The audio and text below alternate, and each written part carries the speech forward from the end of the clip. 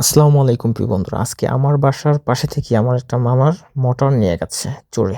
Motor পাওয়া গেছে, কিভাবে পাওয়া গেছে সম্পূর্ণ বিষয়টা জানাবো। আমরা চোরও ধরেছি, তো কিভাবে কি হয়েছে আমি সব কিছু আপনাদেরকে দেখানোর চেষ্টা করবো। মোটরটা চুরি হয়ে যাওয়ার পরে যখন মোটর দেখতে না পায় তখন আমরা খোঁজাখুঁজি করি, যখন চিল্লাপাল্লা শুরু হয়ে যায়। তো আমরা এই বাসার সামনে দাঁড়ানো ছিলাম, যার জন্য মোটরটা চড়ে নিতে পারে না। তো এই পানির সূত্র ধরে আমরা খোঁজাখুঁজি করি মোটরটা কোথায় থাকতে পারে।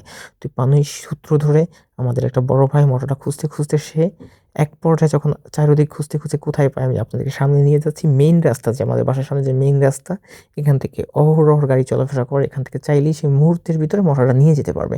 ঠিক সেই রকম একটা জায়গায় নিয়ে মোটরটা রাখছে। আমি আপনাদেরকে দেখানোর চেষ্টা করছি। এই যে দেখতে পাচ্ছেন নেটের বেড়াটা, ঠিক এই জায়গাটায় সে মোটরটা রাখছে।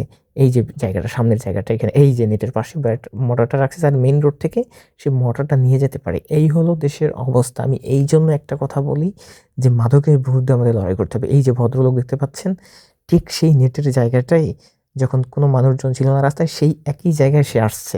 তার মানে কি বলেন? আমরা তাকে ধরার জন্যই অপেক্ষায় ছিলাম কখন আসে চান্দু। কিন্তু ঠিক কিছু সময় যখন নীরব হয়ে গেছে জায়গাটা, ঠিক সেই মুহূর্তে এই ভদ্রলোক এই নেটের পাশে আইসা সেই মোটর খোঁজাখুঁজি করতেছে। হাতে না হাতে ধরলাম, রাস্তায় দেখতে পাচ্ছেন এই জায়গায় বসে ঘটনা ঘটাইছে। কিন্তু এখন সে কিচ্ছু জান না, সে একদম ভদ্রলোক, একদম পাগল।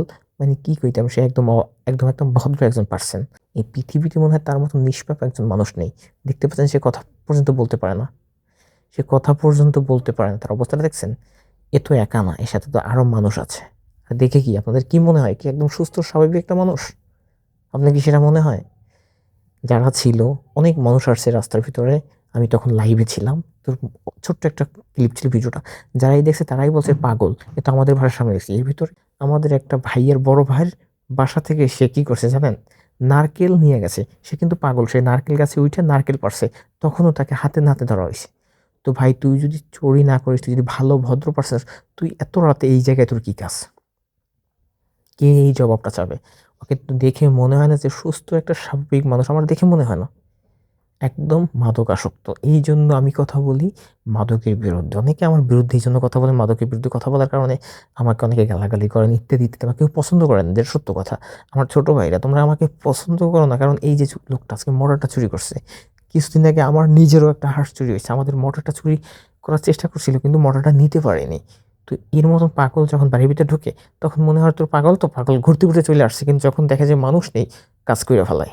তো এগুলো দেশের অবস্থা। এই জন্য মাদকের বিরুদ্ধে কথা বলি, যাতে মাদক ডিলাররা যখন মাদক বিক্রি না করতে পারবে, যখন ওরা ক্রয় করতে না পারবে, তখন আপনা আপনি মাদক নির্মূল হয়ে যাবে। এটাই আমি চাই। কারণ ও কিন্তু ভালো হবে না। ও যখন মাদক না পাবে, তখন কিছুদিন পরে একা একাই ভালো হয়ে যাবে।